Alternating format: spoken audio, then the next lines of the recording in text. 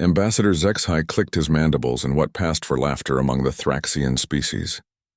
The crystalline chamber of the Galactic Council echoed with similar sounds of amusement from the assembled delegates, chirps, hisses, and harmonic frequencies that collectively expressed their shared disdain. "So let me understand this correctly," Zexhai said, his four eyes focusing on the human representative seated at the newcomer's podium. "Your species actually believes that individuals possess something you call rights?" Ambassador Sarah Chen sat motionless, her hands folded calmly on the marble surface before her. She had expected this reaction. Earth's legal system was indeed foreign to these beings who had ruled the galaxy for millennia through pure hierarchical dominance. "That is correct," she replied evenly. "We believe all sentient beings possess inherent dignity and certain inalienable rights." The Vorthak delegate, a towering, tentacled creature whose species had enslaved 17 star systems, released a sound like grinding metal. "Ridiculous. Strength determines order. The weak serve the strong. This has been galactic law for 10,000 years. And yet," Chen continued, "humanity requests membership in this council based on our own legal principles." Supreme Chancellor Morden, whose crystalline form pulsed with condescending light patterns, gestured dismissively. "Your primitive world contributes nothing to galactic civilization. You have no fleet, no conquered territories, no subject species. What could you possibly offer this council?" "We offer justice," Chen said simply.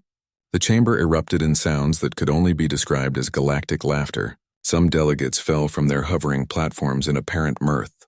Others cycled through bioluminescent patterns that clearly indicated amusement bordering on hysteria.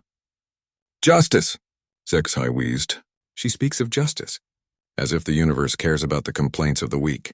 Chen waited for the laughter to subside, then stood. "I have a proposal. Grant humanity provisional membership for one galactic cycle. If we cannot demonstrate the value of our legal system within that time, we will withdraw our application permanently." "And what exactly do you think you can accomplish?" Chancellor Morden asked, his tone dripping with curiosity about this presumptuous little species.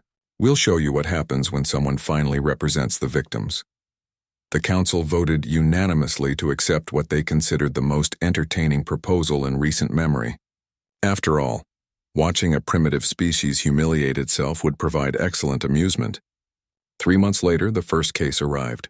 A mining corporation from the Zerian Empire had enslaved the population of Kepler 442b, forcing them to extract rare crystals under conditions that killed thousands daily. The survivors petitioned the council for relief, as they had done countless times before. Previously, such petitions were dismissed without consideration. The strong preying upon the weak was simply natural order. But now humanity had a voice on the council. Chen stood before the assembly, presenting evidence with methodical precision. She showed holographic recordings of the suffering, detailed economic analyses proving the slavery was unnecessary for profitable mining, and testimony from survivors. But most importantly, she did something the council had never seen before. She spoke for those who could not speak for themselves. "The Zerian Empire claims ownership of these beings," Chen declared. "But ownership of sentient life is the antithesis of civilization. We demand immediate cessation of all slavery operations and reparations for the victims." The Zerian representative, a massive insectoid creature, buzzed with indignation. "These creatures were conquered. They belong to us by right of superior force." "Force does not create right," Chen replied. "It merely creates trauma." The council initially moved to dismiss the case, as was tradition. But Chen invoked humanity's provisional membership rights, forcing a formal hearing. For the first time in galactic history, the victim's suffering was presented as evidence rather than irrelevant complaint. The case dragged on for weeks.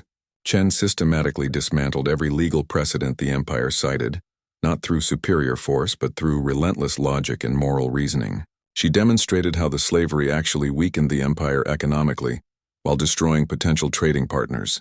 Most shocking of all, she called the victims to testify. Never before had the conquered been allowed to speak before the council.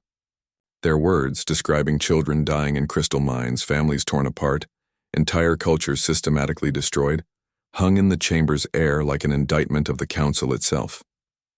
When the Zerian representative finally shrieked, "What gives these inferior beings the right to even speak here?" Chen's response silenced the entire chamber.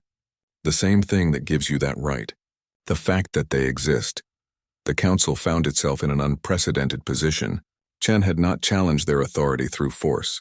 She had made their current legal system appear barbaric through simple moral reasoning. Worse, her arguments were being broadcast across the galaxy, reaching the ears of countless enslaved populations who had never before heard someone defend their worth. The verdict was forced upon them by their own legal framework. They ruled in favor of the victims of Kepler 442b. Within days, similar cases flooded the council. Oppressed populations across the galaxy had found their voice, and that voice was humanity's legal system. Chen and her growing team of human lawyers systematically challenged case after case, establishing precedent after precedent. The powerful species that had ruled through fear found themselves constantly defending their actions against beings they had previously considered beneath notice. Even worse, they found themselves losing. 6 months into humanity's provisional membership, Supreme Chancellor Mordoon requested a private audience with Ambassador Chen. "What do you want?" he asked, his crystalline form pulsing with desperate light patterns. "Name your price.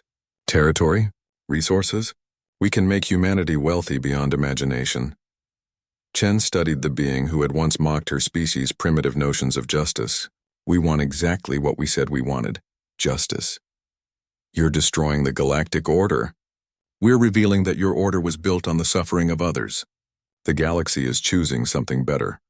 Within a year, 17 major slaveholding empires had collapsed under the weight of human-led legal challenges. Trade agreements were being rewritten to include protections for workers. Entire species were discovering concepts like dignity and self-determination for the first time.